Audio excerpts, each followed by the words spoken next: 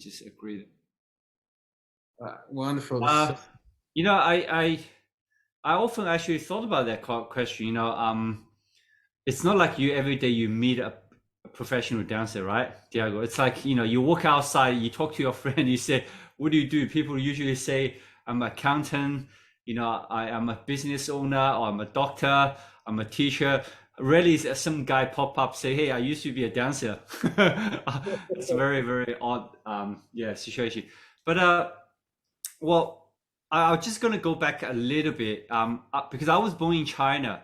So back then, I mean, still now, you know, China is is a communist party governed country, and everything they do is for the country, for the government. So they have schools like dance and sports and music, all those kind of, we call it special skills school.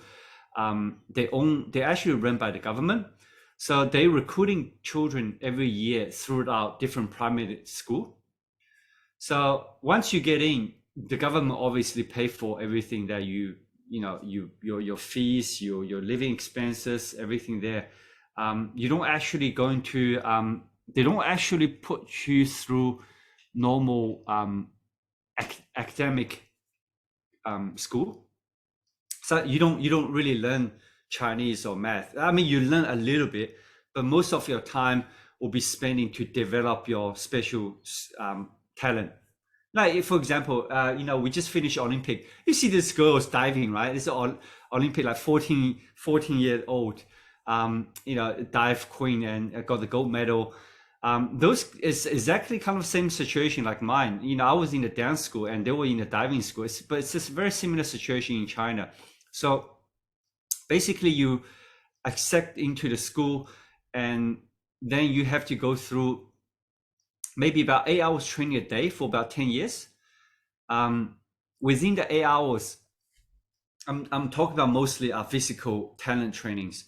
Maybe there's about 1 hour or 2 hours about academic, math or Chinese. So usually that kind of method, you will bring a very um, a hype of talent, because if you put a children into a school for 10 hours learning how to swim, most likely after 10 years that's going to becoming at least a professional, you know, swimmer. But after, the problem comes with, for me, is that a lot of my classmate is the same things after we quit that your professional life. So if you quit dancing, if you retire from sports, if you retire from swimming, if you retire from diving, then you suddenly kind of dislocate yourself with the society, and you don't know what to do because you don't have any formal qualification. You can't. It's very hard to get a job. You know, you don't have anything put on your resume.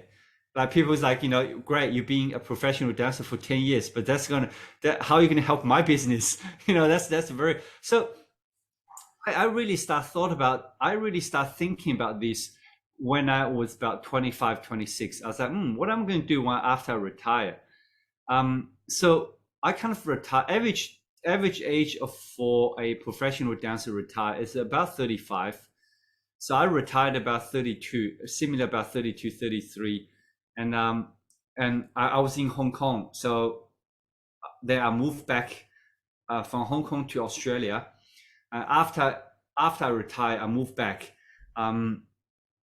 because I was already married Karen, so we already had a family going. So the first question popped into my mind is, what can I do for the rest of my life? You know, because from 35 to, you know, there's another many years we're going to live by. So what can we do? And most of the people were thought about, maybe I should open a dance studio, maybe I should teach dance. But see, my passion is always, I like to think a lot. So I'm thinking, you know, if I quit dance, then I just don't want to be in that environment anymore. So I want to start a very new environment. And I think it's a good to get a chance to get out. Then maybe I can learn some different skills. So the first thing my mom come up to me, I remember in 2005 was after I retired, and she said to me, she said, "Oh, you have to buy yourself a business." Right? It's very common. Buy yourself a business. I'm like, that's a very simple, that's a very interesting term. Like, what do you mean buy myself a business? I said to my mom, and my mom said, oh, just like, we in Australia, it's like everybody else. You buy a takeaway, you buy a Chinese takeaway shop, you buy a grocery shop, you buy a bottle shop, you buy a petrol station. So you buy a job. Sorry? So you end up buying a job. Yeah. It's exactly what you mean. It's exactly spot on. So basically, the same thing going through my head. I'm like, that's just basically buying a job. My mom said, yeah, well, what else can you do? See, that kind of, this is very, my parents migrated to Australia in 1990. So this is, we in Australia, we know this is the most mentality in the last generation of migrants. You come from Europe. I think you come from Europe. Maybe your parents are from Europe. Yeah, I'm from Colombia. My wife is Colombia, from. okay. Yeah. So people from South Americas, Europe or Asia, when they migrate to Australia, the first thing that generation is always, we want to have a stable life. To have a stable life, we need to have a stable income. We don't want to work for somebody because if we work for somebody, then then there will be no difference like us in staying in Asia, because the reason they moved out of their country to Australia is they're looking for a better life. So usually that mentality is end up buying a small business in this country. I'm sure you're very aware of. There's many of those. Yeah. You mentioned that, and I'll tell you a little bit about myself now that you touched this point. When I first came to Australia, it was exactly the same. Chasing that dream, that whatever Australian dream means for anyone. And I started working in a franchise of Domino's, and I started doing delivery drives. I used to get paid like $6 an hour, and I was always thinking, how many hours do I need in order to pay for the bills and all these different things? Yeah. But on the long run, I was thinking, I can one day buy a franchise, and I can be my job. So I worked all my way to the point where I was like, I want to buy my own job. I want to have that security, but I got sick, so it didn't happen. Yeah. Yes. Just like you said, that's what most of us thought. So my mom, I'll just go back to my story. That when my mom said to me in 2005, and she said, buy yourself a business. I said, okay, buy myself a job. Then buy business, there's different models. I will start looking the market in Australia, in Melbourne. There are different, if you talk about cafes, there are so many different style of cafes. Then my mom said that you may be, I said, I don't have any experience. I don't have anything, I don't have that large of amount of money to invest. If I have $1 million, then I maybe can buy something that I can just let people run it. But I didn't have that enough capital. So I thought maybe I should buy a small cafe. Yeah, because in Australia everybody drinks coffee. Then my mom said, oh, maybe you should look into a franchise business, because my parents, they had that little small business, and they know how tough to be an independent small business in Australia. And maybe with people with no experience, my parents said, hey, maybe you should buy a franchise, because at least somebody can help you to stand on the feet, which is right. Which is, the first business I bought is called Michelle's Patisserie. It's actually a very big franchise back then. Now I don't think they are anymore. I think they bankrupted me. Anyway, they had about 400 stores in Australian wide, and I said, well, this is going to be the most secure business, because you know what? They have 400. They got 400 cafes, and they're very big, and they are stock list company. So I said, okay, yeah. So I bought it. That's my first cafe. Probably about 10 minutes drive away from my house, very, very in the shopping center called Eastland in Victoria. It's on the east side of Melbourne. So that was my first cafe. I started 2008. Then it went pretty well, because I think the whole environment back then was, hospitality business in Australia is still booming because the population growth. And that was okay. I was quite happy. but somehow I just realized I couldn't. The money I was earning good money, but I can never earn enough money to actually have that freedom I want, which is I want to go out on the weekend with my family. You know, I cannot because the wages is very high, and I was like, okay, and the rental was very high in the shopping center. So, and I was thinking, how can I make more money? Because I can't. I'm only making a certain amount of money I can only sell a certain amount of coffees every week, but I can't take out the rent because the rent is extremely high and they will not cut the rent, right? And wages, you cannot cut the wages because there's Fair Work Australia. People will sue you if you pay them less money. So I said, those are the very, the biggest, they are the biggest expenses in our business, like anybody in any other business in Australia. So I'm thinking, so how can I have that freedom I want? You know, I can't. I can pay my mortgage, but I can't take my kids on the weekend because I can't afford myself to walk away from the business because the rent is too heavy, the wage is too high. Now, so you know what? I gotta instead to have one, I should have two, right? Because if I multiply, then I can have more money. So I was like, yeah, that's a great idea. So in 2010, Jobs Patisserie had the opportunity to open a new site in Cheston, one of the biggest shopping center in Melbourne. And I put my hands up. I said, you know what? I said, I'm going to get I'm going to talk to my business banker and hopefully they're going to give me a loan to actually open a new site. And you know what? That worked very well because the bank said, okay, this is a new site. This is in Cheston. We want to give you the money because you have other business and you're going to put your house as the guarantor for the money. I said, yeah, that's fine. So we opened our second cafe, and I think about 6 months in, I realized what my concept was not actually right because to have a multiple site, you are double of your you're doubling of your rent, you're doubling of your wages, but you're actually not doubling of your income because you actually have more. You actually need more staff because I'm actually running both sides. So you actually need one extra staff to cover me when I'm not there. And I had a minute. So I'm like thinking, this is not what I thought. This is not actually making more money than what my original intent. So that proves that actually proves my theory was wrong. You know, it doesn't work that way.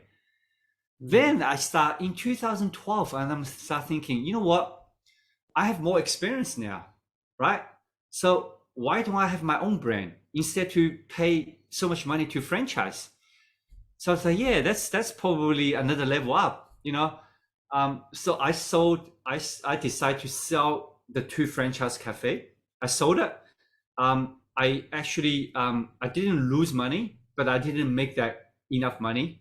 But at least I paid for the 5 years I was there. At least I paid for my expense. I paid for my mortgage. I paid my living.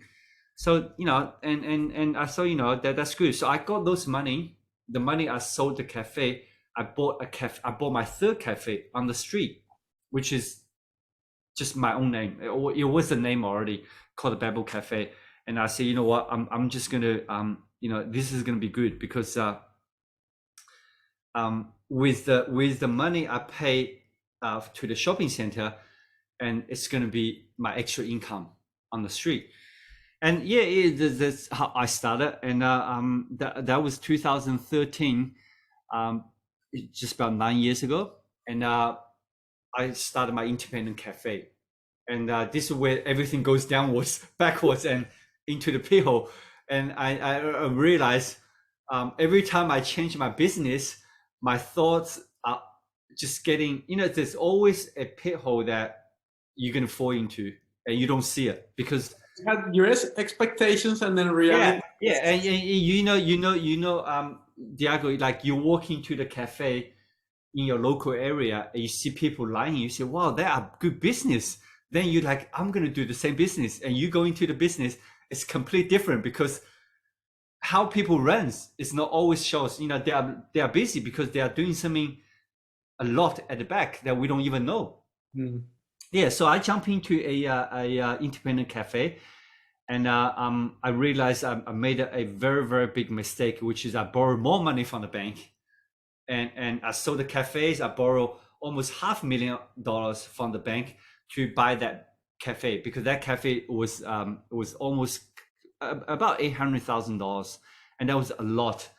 It was one of the back then. It was like I just I want to do another step up. Yeah, so I bought that cafe, and I'm still grateful because I learned a lot from that business. But I realized one thing was to run a hospitality business in the busy area without anybody to help you, and that gets very, very lonely, very lonely. And I was thinking maybe the franchise idea wasn't too bad. At least people in the head office can hear my complaining. Now I'm on the street by myself. There was nobody can listen to me, and the wages just, yeah, it was I had learned a lot. I got to learn how to purchase the goods, the food. I need to how to process those cold food, those frozen food, how to save more expenses and not waste all those processing, all those food waste during the process. There's just so much to learn, and yeah. Long story short, I realized that to run the restaurant, to run the cafe, because it's also a bar, it's very, very different than running a franchise business. Because, as I said, everything on your own. Every single mistake you make, you have to pay for. Man, that was painful. That was very, very painful mistakes I pay for, and it just keep going on and going on, until I think, and I couldn't, the business the economy started slipping down in Australia, probably about 2014 and 15, because we are always few years behind America. And not just economy slipping, also there are more people, because the economy is bad, there are people get redundant from the big company. You know what happened when they get the money from the big company? They open their own business, and they are popping out restaurants, cafes everywhere. I'm like, they are like, where I live now. When I first moved here, there was only one cafe.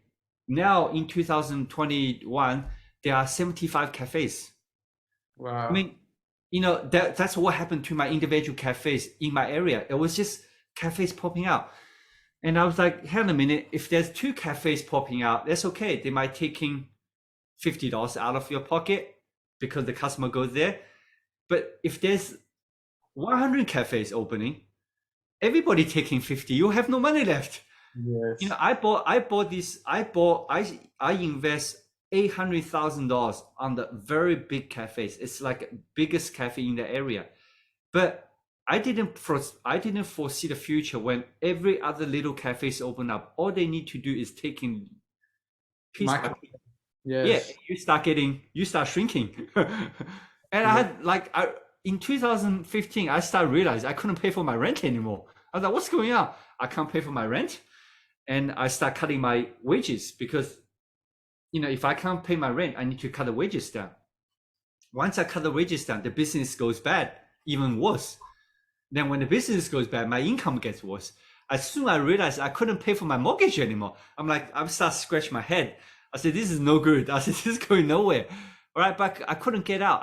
I couldn't, there was no, because I invest all my money into this business, and I took this as no exit. Like, I didn't prepare myself to exit. You didn't have a plan B. I didn't have any plan B. That was so stupid. I didn't have any plan B. No plan B.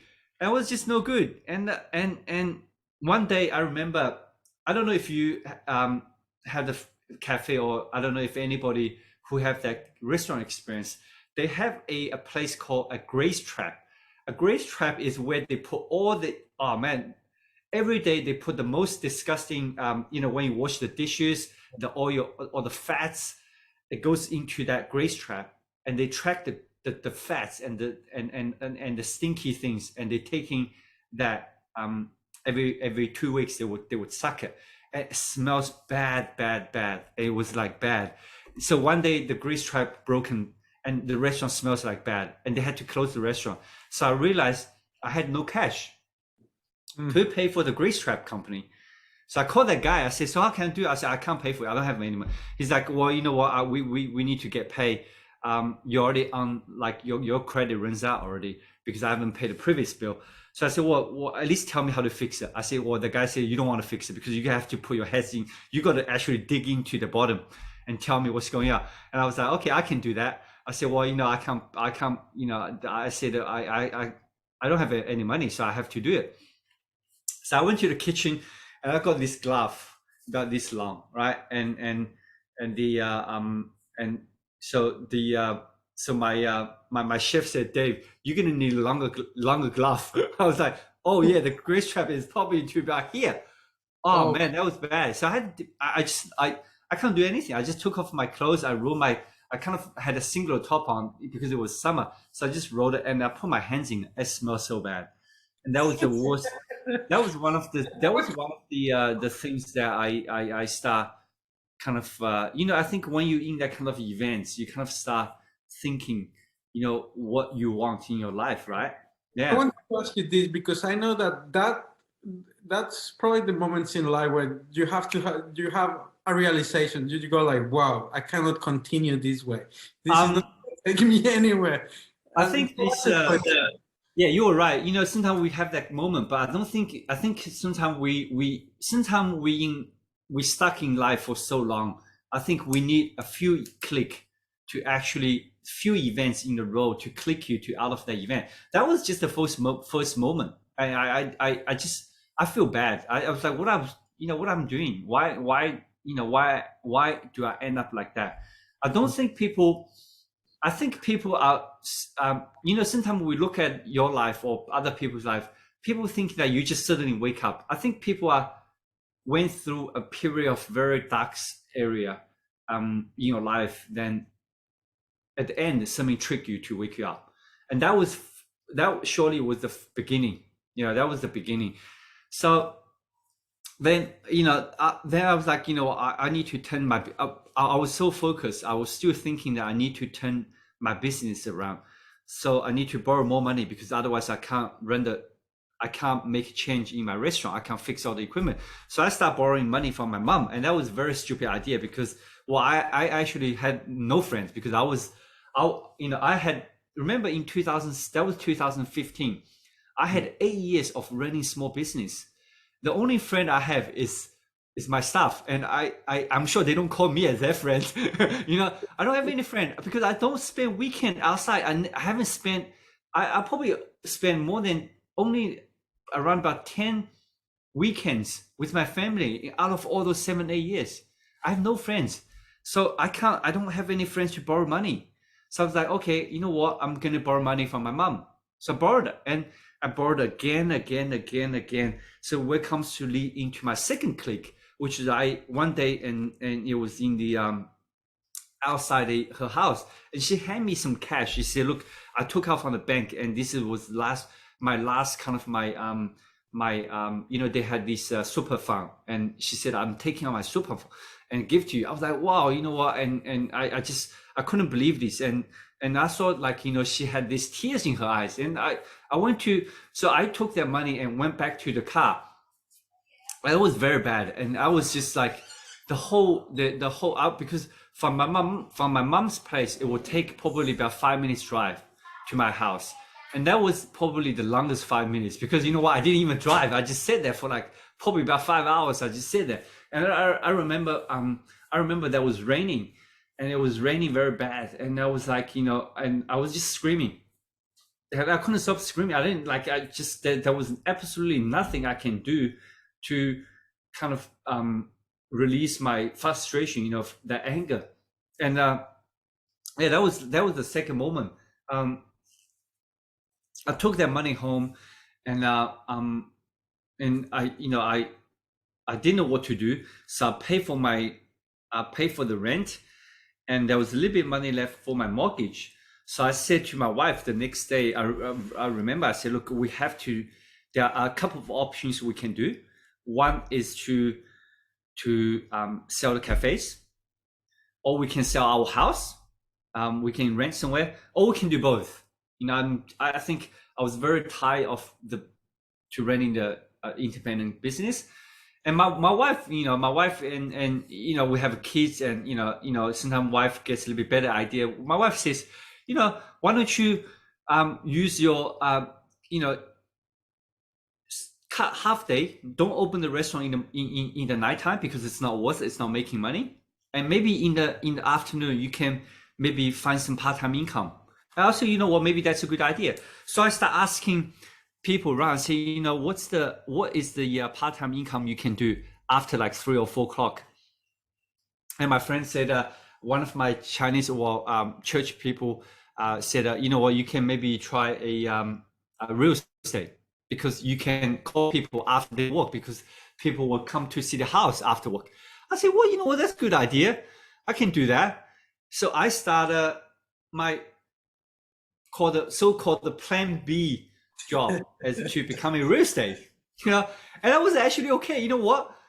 If you look at sometimes we have to look the things backwards. And just like what Steve said, when you look at things backwards, all dots connect, everything connect. And if my wife didn't say to get a real estate job, I wouldn't do that. If I don't do the real estate job, I wouldn't meet Richard. If I don't meet Richard, I wouldn't be in the business we're in today. That's just like, when you look, I was like, wow, I get it. But back then I didn't get it. I was like, okay, I'll go do a real estate job. And the funny thing about the real estate job is again, my expectation is this. It's like this. Well, we see real estate agent is like standing in a nice house, presenting people the house, right? That's not it. You need to actually knocking on the door, every door, to actually give people. You don't worry about the customer. You have enough customer, but you need to have the source. I'm like, okay. So the real estate agent asked me. The company said, look, there are 2 ways you can do it. One is knocking on people's door. The second thing is to standing in the shopping center. We're going to give you a little model. The apartments, all right? There's a little apartment model here. What we're going to give you, we're going to give you the brochure. Like this. So you just hand out to people. If people likes it, you can get their contact and follow up the leads. I say, okay. Well, I say that's okay. I say, my business is not running well. I'll do that. Yeah. So I start every weekend on Sunday. Instead, I go to restaurant. I start standing in the shopping center, and near my house, near my area in Melbourne. I stand in there, and every 3 o'clock, 4 o'clock after I walk in the cafe, I go over there. I stand in the shopping center, give out my name cards, and in Melbourne, all the Chinese people are actually all living kind of same area. So number of times, and people walking from very far, and they see me standing, like, oh, they're waving. Oh, they say, David, it's my church friend. They say, oh, David, you changed your job. What happened to your cafe? I'm like, oh man, I'm like, you know what? Cafe's still here. It's come have dinner. Come have lunch. Cafe is good. I said, well, you know what? We're having some financial difficulties. We just, I need to get a second job. It's very hard to. It's easy for me to say now, but back then, trust me, Diego, it's so hard to tell people, because it's like you're a man, that you have 2 children, beautiful children, and you have a beautiful wife, and you go outside and tell your people that your friends said, look, I'm gonna have to have a plan B. People's thinking, Diego is in a mess. You feel you're losing face, and I feel bad. And soon I learned a tactic is when they give me a bunch of flyer, I put under the table. So when people I see come across, I go down, I duck myself to pretending myself to get the pamphlet, but just to avoid to say hi to my friends and to my parents' friend. I see a lot of my parents' friends.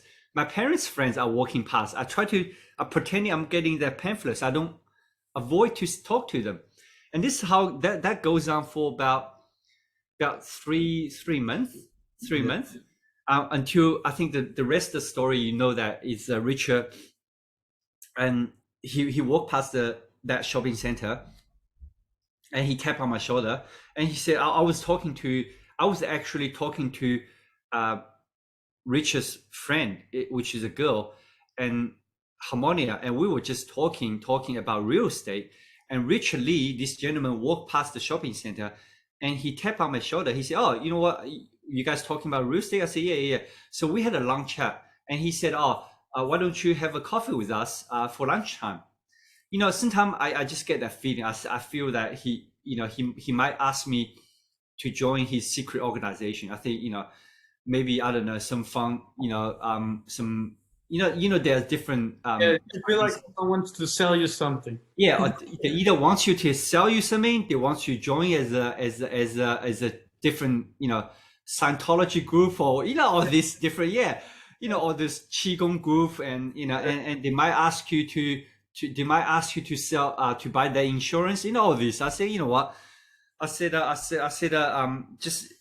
I said, there's one thing went through my head was, I was very desperate for opportunity, very desperate. So I thought, you know what? It can't harm me to listen what he's got. So hold that thought, because let me ask you this: would you ever consider having a coffee with him before, when you were having the franchises, when you were having the other coffees, No, I or probably wouldn't do that. all situations happen and you go like, what else do I have to Yeah. lose? Yeah, you're perfectly spot on. I think it's the chain of the event needs to happen on the right timing. It's like you need that timing, because if he approached me 6 months ago, where I still in my restaurant and try to save my restaurant, and I wouldn't look at it, because my focus is try to save my restaurant.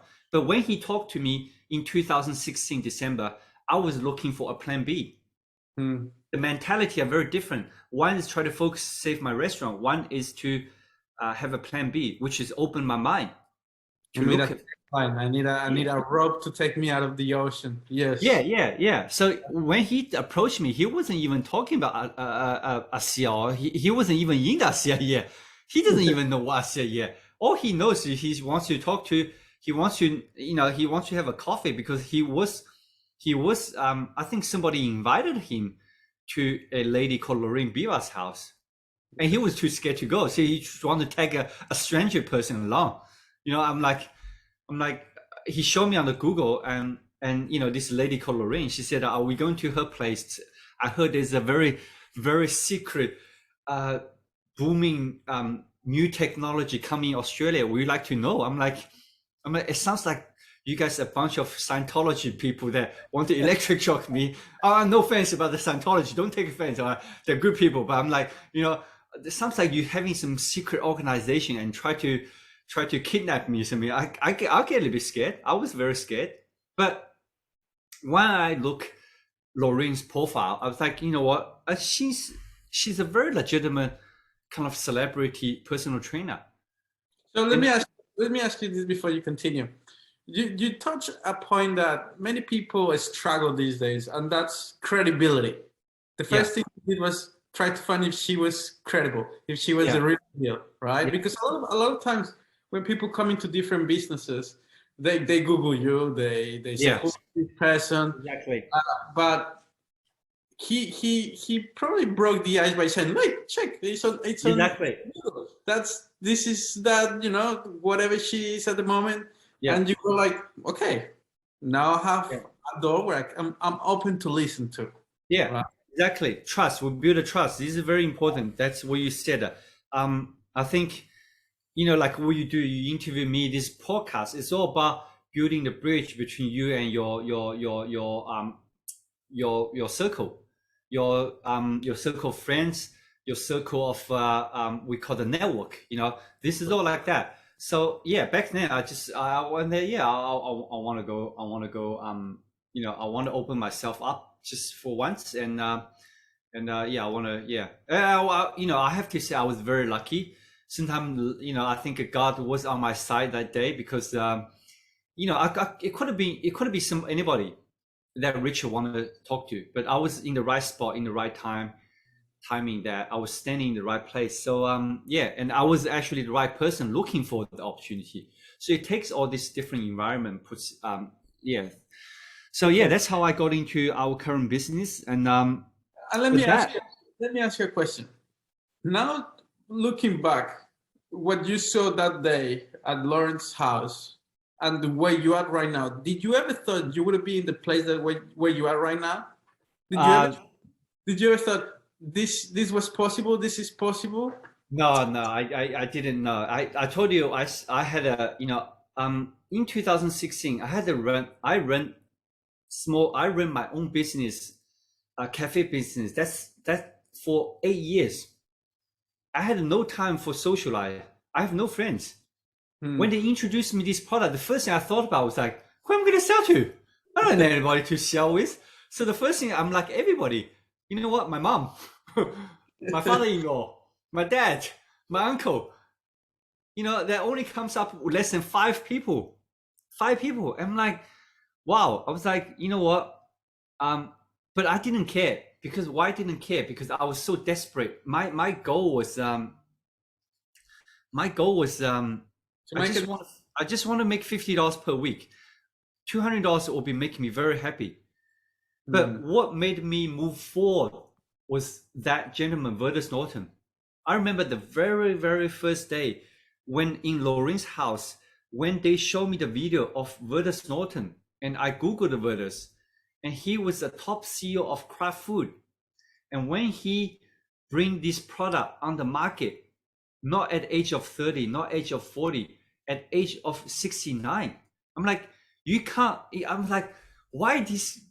If Rich want to scam, I totally get it. I don't know him, he's a stranger. If Lauren is telling the lie, that's okay. But for somebody on the top of the world and try to start a business at age of 70, this product has got something special. Otherwise, what? He can retire. He can go play golf every day. Why he do that? That's the one thing that pushed me forward. I'm like, you know what? Maybe I didn't know I'm going to make it, but what I thought was, you know what? This could be a chance I can continuously do for many years as a plan B, because my focus was still on the cafe. Remember, I was looking for plan B. I was still looking for I was still trying to fix my plan A. That's so interesting because it goes back again to the credibility. Who is that gentleman? What has he done? And a lot of people don't understand. He ran a company in the Fortune 50, not Fortune 1000, not Fortune 100, but Fortune 50.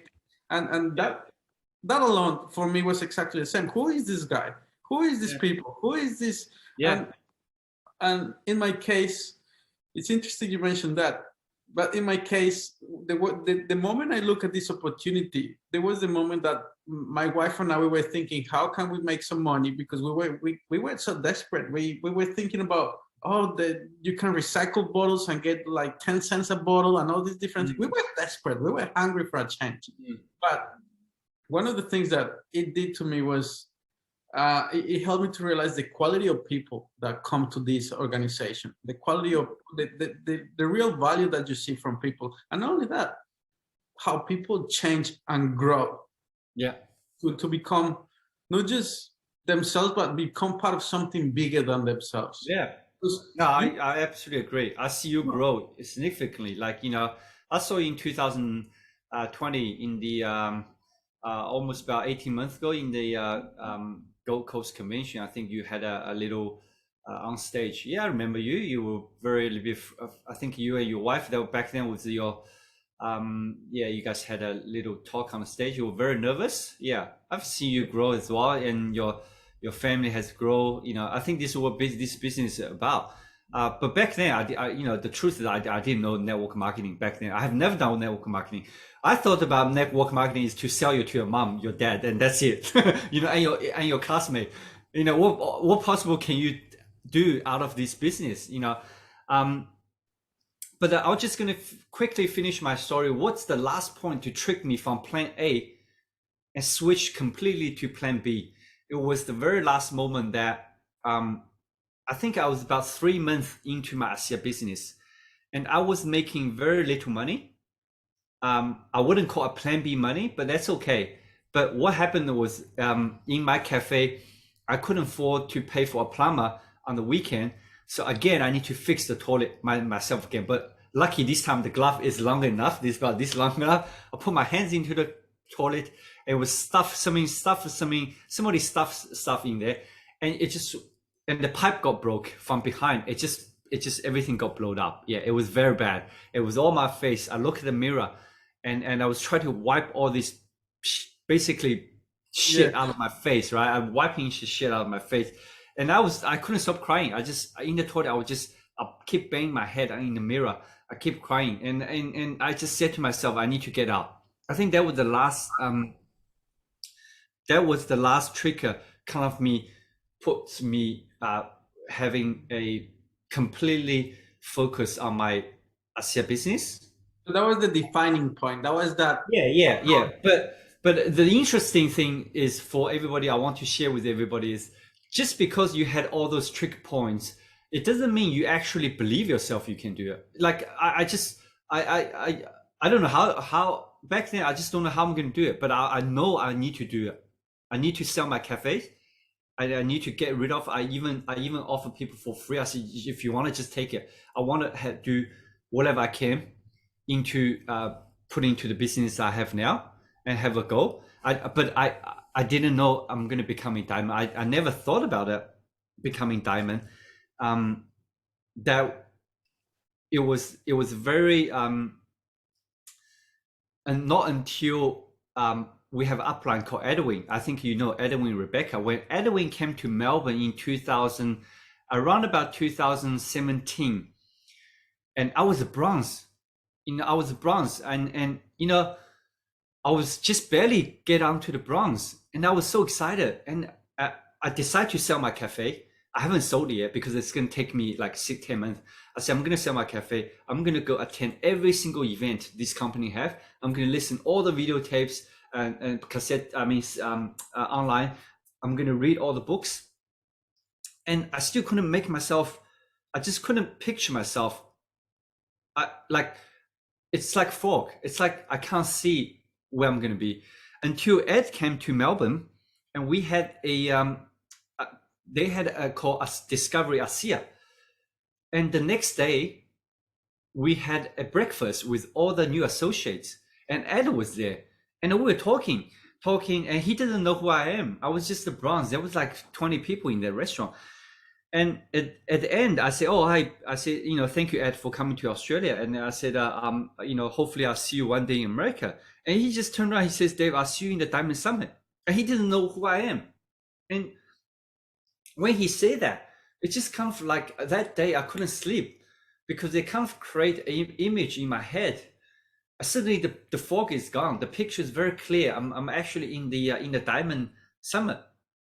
It sometimes just takes one person to say one thing to you, and everything gets So from that was the around about June, the middle of 2017, and I think about maybe 6 months later, or maybe about 5 months later, I'm becoming diamond, and I just went full go because you can actually, once you see the picture, so crystal clear what you're gonna become and who you're going to become, and the rest is everything falls into one place. I get people to my team start growing. My start just it start growing. I'm not saying that we're not accounting any more difficulty after that. Of course, every year we have a barrier to get crossed, but back then suddenly that chain just broke and the team just start expanding. And that was just because me.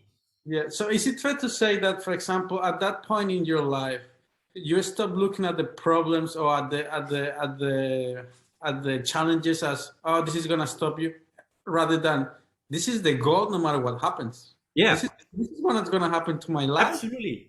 No, absolutely. Yeah, I think you get it. You're perfect. Like, glad that we had this talk. You get it, because we look back, network marketing business is all about leadership.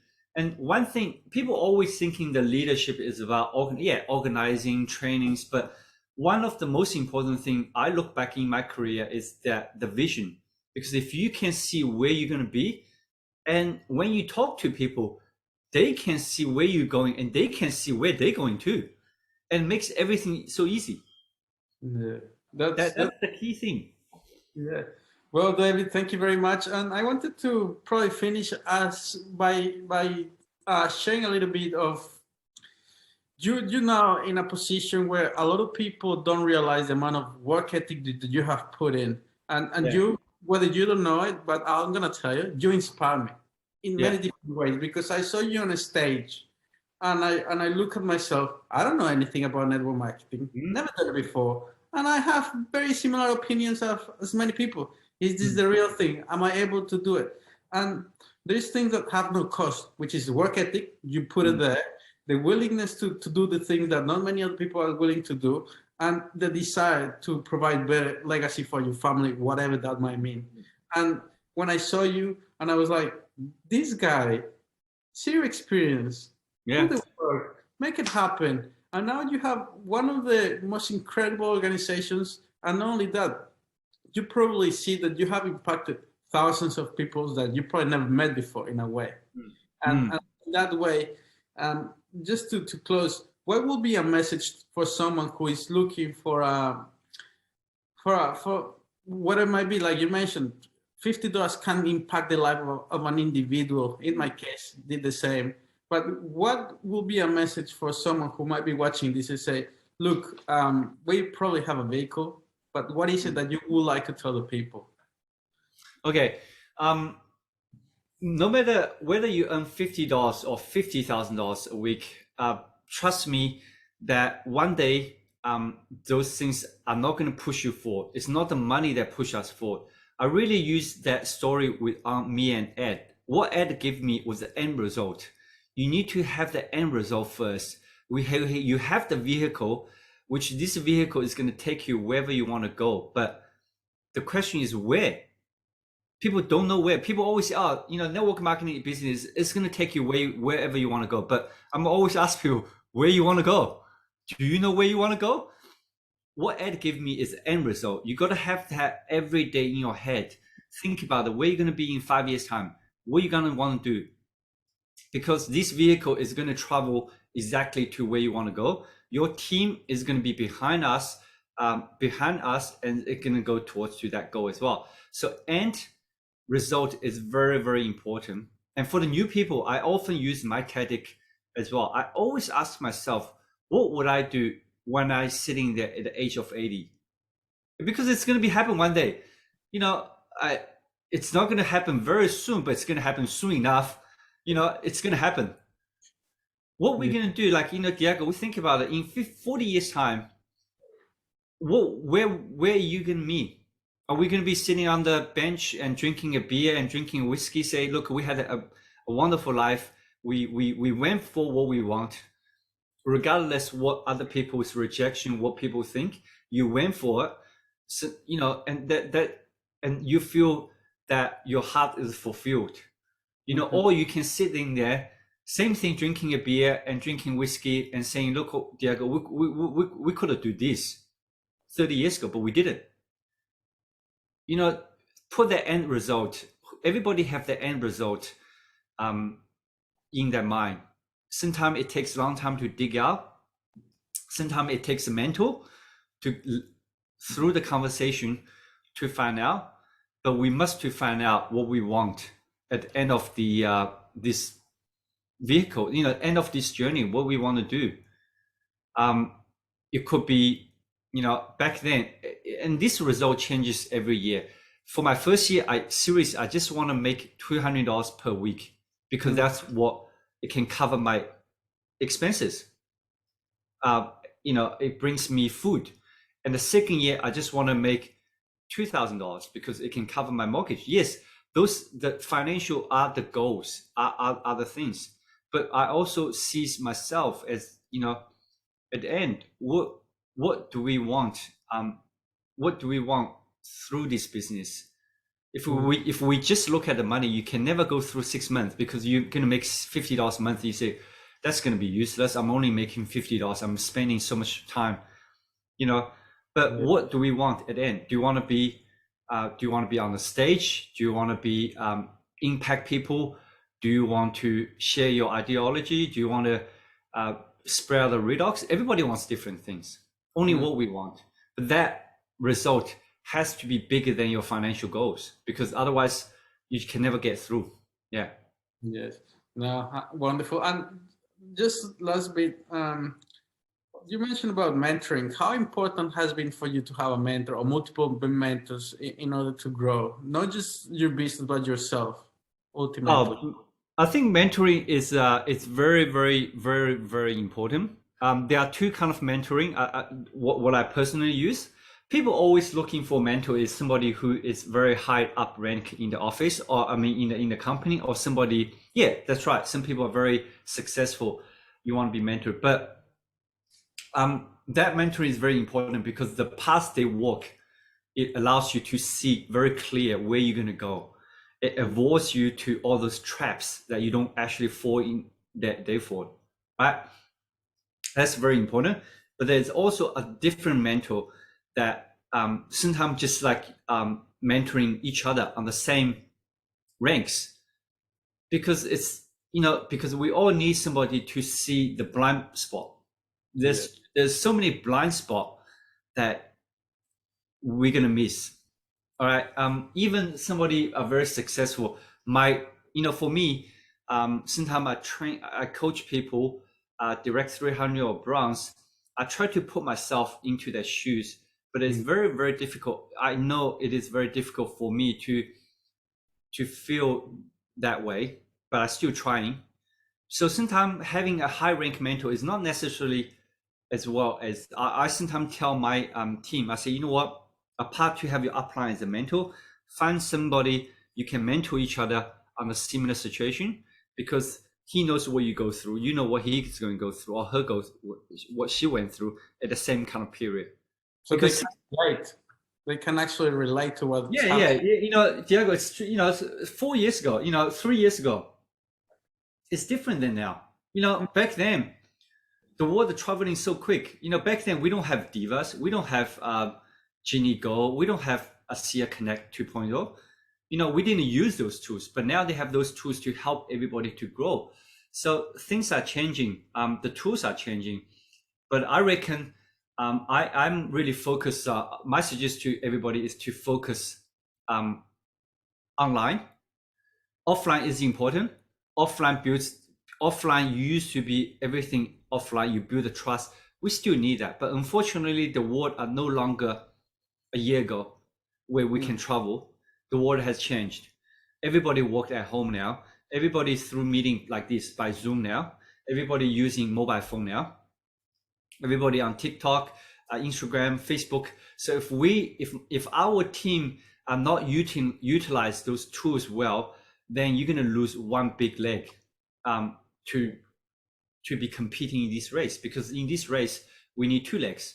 You need online and offline, and if we're not willing to exercise our online leg, then I've seen some other branding, they're doing so well online, that unbelievable leads comes in, and it might not be converted into customer, but hey, there are leads coming.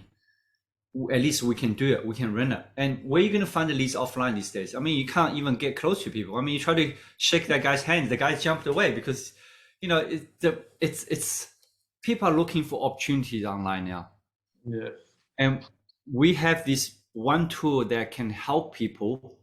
We also, this tool are using one of the best method, network marketing. These two combined are very, very powerful. Redox and network marketing combined are so powerful. People don't get it. People always think that the things are going to go back to normal.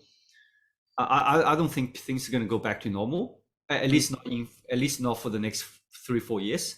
Yeah. And I said to the new people in the company, I said that if you want to wait for 3 or 4 years, well, that's that's your thing. But most of people don't. We don't have 3 years to waste. Mm-hmm. Besides, if you learn something online, and it'll be good, because this is called network marketing. Let's step all the way back.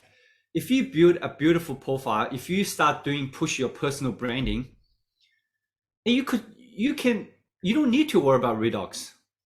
You don't need to, because everything will work. Imagine, like, Diego, I would like to see your podcast keeps going. And if you're becoming one of the to-go person for the network marketing podcast or whatever, you don't even need to worry about the product. because people will, you have the trust. People will drink whatever you drink. People will read the book, whatever you read. You know what I mean? The sales become so easy, and the trust we can build online, everybody can do it. You know, everybody can start at scratch. I didn't have YouTube. You didn't have podcasts back in 2 years ago. We all started with zero. You know, and I didn't have anybody on the Instagram. I got maybe I got a few thousand people on the Instagram, and every year I try to develop one social media skill. So this year I'm going to go into TikTok, because I know TikTok are booming because they are going for longer video instead of short video. They want more content instead, more entertainment. So I thought, hey, this is where I'm going. So all we need to do is dig in our head. You know, all we need to do is dig in our head and find what we are passionate about, the end result, and just keep going from there. Yeah. Wonderful, David. Thank you very much, and it's always a pleasure to have you on. And thank you, and just No, thank you. just so people know and where they can find you and where they can follow you, because you always have great content to share. You have amazing people around you. You have a wonderful family, and most important, you are changing the life of thousands of people. Yeah. Oh, thank you very much. Yeah. Like, you know, everybody can find me on the Facebook. If you can message me, Instagram. You know, I'm pretty using. I'm more focused on social media this year, on the TikTok, so everybody can follow on TikTok. The most stuff I'm actually sharing on the social media is all about mindset, and I don't really teach people sales skills and, you know, how to get your product. I don't really believe that there are skills in the sales kind of arena, like, you know, and there are tactics, but if you have the right mindset, and those skills will just fall into places. Yeah. Because if you don't have, you know, if you don't know why you're doing this, and it's not going to work. I can teach you 100 tricks, but if you don't know why this product is worth doing this, then you just trying to, it's no difference trying to scam people. Do you know, you don't have to believe. You know what, I often at the end I want to close this by people always look at those very successful entrepreneurs. They started with nothing, get to something, like, you know, we can say Steve Jobs, Jeff Bezos, Elon Musk, all those big guys. You know, they had nothing, and they got something. And you see these people, they trying to scam people for money. They started with same thing. They all had nothing. They all thinking that something can work. What happened between is those guys stick with the end goal. They just keep going, pushing up. And those people, they just go, you know what's too difficult. And you're sending an empty shell to people. There's nothing in it, and people call you scam. But what those people, they, you know, I often ask my friends, Jeff Bezos never knew Amazon is going to be like super giant like today. Yeah. He didn't know. I said, look, I asked my team, I said, if I give you a Amazon model and take back to 1995, you know what? We still cannot make it. We can't make it because it's not about the business model. And he puts so much work. Do you see what I see? Yes. I say, if there's a time machine, don't think that we're going to take that model, go back, and we're going to make it. It's not about the model. It's not about the product. It's about the people. It's not, it's about those individuals. They don't know what's going to happen in the future, but they see the image, they see the end, and they stick to it, and they use that vehicle.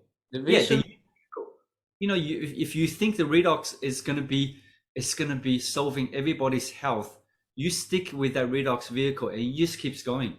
That's all you need to do. Along the way, there might be Instagram, there might be Facebook, there might be TikTok to help you to speed up. But you know, that's what those success people do. They see the end and they stick to it. Wonderful, David. Thank you very much. And look, it's been a pleasure. We spent over an hour, and time flies. I hope we can see each other. Obviously, you're with the Victoria States, probably in 2025 we get free. Well, hopefully by then we have some decent golf courses around here, so you yes, and welcome to You'll be fine. I think you're passionate about network marketing. You're passionate about redox. I think you'll be fine.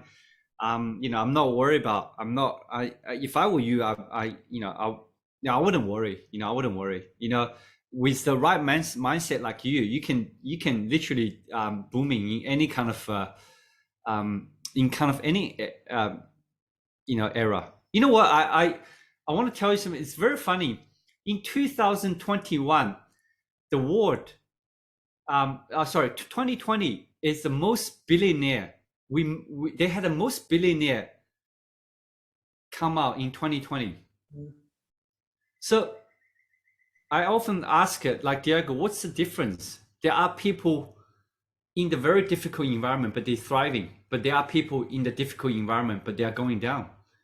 It's all just here. I mean, there's nothing else. There are people booming their business because they're not willing to give up. Yeah. Yeah, because I think they instead of I always have two people. There is two categories of people in my philosophy. People who want to go and get it done, and people who let their lives be run by whatever is happening in the environment that happens. So I always gravitate towards people who say it doesn't matter what's happening because we still have the same amount of hours in the day. How is it possible that some people are successful with the same tools? Exactly. It's all here. Same tools. They have the mobile phone, they have the computer, they have the internet, just like what we have. But what they have is something that's special. I think you and a lot of people will have too. My situation is very similar like yours. I use my children as one of my things. I ask myself, what do I want to, where do I want them to be in 10 years time? I want them to put them into the best schools I can afford. I want them to go into the best university. Before that, I need to have a financial freedom. Exactly. No, wonderful. And that's a very powerful. It's more powerful. That's something that we call the core energy. This is the core push that can kind of allow yourself to the core motivation is very important. On top of that, $50, $200, $5,000. Those are the rewards from your core motivation. Yeah, wonderful. David, thank you once again. Take care, buddy, and say hi to your wife and your beautiful children, and all the best. Stay safe, stay well. You too, and hopefully things improve down there. Yes, your light and our light to be light of everybody. Okay, take care, buddy. Take care. Thank you. Bye.